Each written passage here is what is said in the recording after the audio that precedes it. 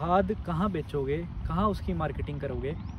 पहली बात, आपके खाद की क्वालिटी बिल्कुल उत्तम होनी चाहिए, बिल्कुल बेस्ट होनी चाहिए। कोई उसमें मिट्टी नहीं होनी चाहिए, बढ़िया छनी हुई होनी चाहिए। कोई उसमें केमिकल पदार्थ या कुछ भी ऐसा नहीं होना चाहिए जो कि फसल को नुकसान पहुँचाए। दूसरी बात, आपने ये डिसाइड करना है कि आपको रिटेल करना है या होलसेल करना है। आपको सबसे पहली बात ये डिसाइड करनी पड़ेगी। अगर आपको रिटेल तो करना है तो रिटेल के लिए आपकी कौन कौन सी मार्केट है। डायरेक्ट कस्टमर को आप बेच सकते हो। अगर बड़े शहर में तो सोसाइटीज़ हैं, फ्लैट्स हैं, डायरेक्ट जो कस्टमर है टेरेस गार्डनर्स हैं, है ना, प्लांटेशन जो करते हैं वो हैं, आप उन्हें बेच सकते हो डायरेक्ट। या नर्सरीज में भी बेच सकते हो। कुछ नर्सरीज आपसे रिटेल के प्राइस में भी डील कर लेती हैं, ज़्यादातर होलसेल में करती हैं।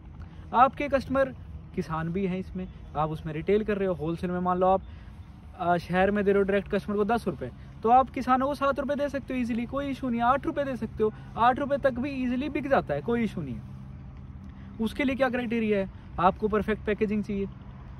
परफेक्ट, चाहे तो 5 किलो की हो, चाहे 1 किलो की हो, चाहे 50 किलो की हो, परफेक्ट गुड क्वालिटी की पैकेजिंग चाहिए आपको। पैकेजिंग हो गई, फिर आपको ट्रांसपोर्टेशन सॉर्ट होना चाहिए कि अगर शहर से ऑर्डर आ गया, चाहे तो 1 कट्टे का चाहे 2 कट्टे का, तो आपको कैसे वहाँ तक पहुँचाना है, कैसे पेमेंट का गेटवे करना है, जो भी है वो सब कुछ आपका बिल्कुल क्रिस्टल क्लियर होना चाहिए। दूसरा, आपको अगर होलसेल करनी है तो होलसेल के लिए सर आपको कंसीडर ना तो पैकेजिंग करनी, ना ट्रांसपोर्टेशन का कुछ खास करना। आपको सिर्फ एक बात का ध्यान रखना है कि आपकी जो कॉस्टिंग है वो कंपैरेटिवली कम आए। भाई होलसेल में आप दोगे मान लो 5 रुपये खाद, 5 रुपये किलो या 5.5 रुपये किलो या 6 रुपये किलो। जब आप होलसेल में दे रहे हो तो आपको कॉस्टिंग जो है अपनी कंट्रोल रखनी पड़ेगी। जब आपकी कॉस्टिंग कंट्रोल है, अब आती है हमारी बात कि हम मार्केटिंग कैसे करेंगे, खाद कैसे बेचेंगे। उसके लिए आप नर्सरीज़ में विजिट कर सकते हो। आपके शहर में, आपके गांव में, आसपास जितनी भी नर्सरीज़ हैं आप विजिट करो। 5 किलो की पैकेजिंग ज़्यादातर वो लेते हैं, आप बनवा लो, उनको दो 5 किलो की पैकेजिंग ईजिली।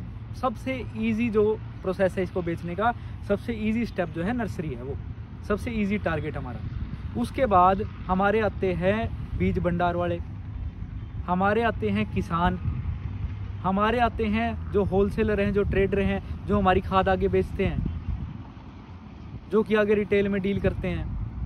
उसके बाद आप हॉर्टिकल्चर डिपार्टमेंट है, एग्रीकल्चर डिपार्टमेंट है, वहाँ पे जा सकते हो, किसानों से मिल सकते हो। वहाँ पे जो ग्रुप्स बने हुए हैं किसानों के, वहाँ पे उनमें ऐड हो सकते हो। आप ट्रेनिंग के ज़रिए यूनिवर्सिटीज़ में और में लोगों से कनेक्ट कर सकते हो, वर्कशॉप अटेंड कर सकते हो।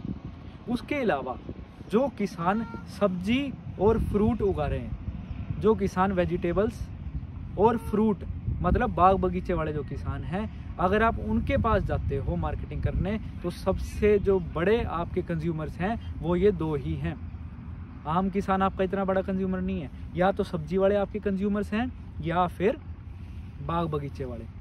उसके लिए आप अखबार में पैम्पलेट, अखबार में आपकी मशहूरी दे सकते हो। ऑनलाइन फेसबुक, यूट्यूब, इंस्टाग्राम पे एड्स चला सकते हो। डायरेक्ट जाके डोर टू डोर मार्केटिंग कर सकते हो।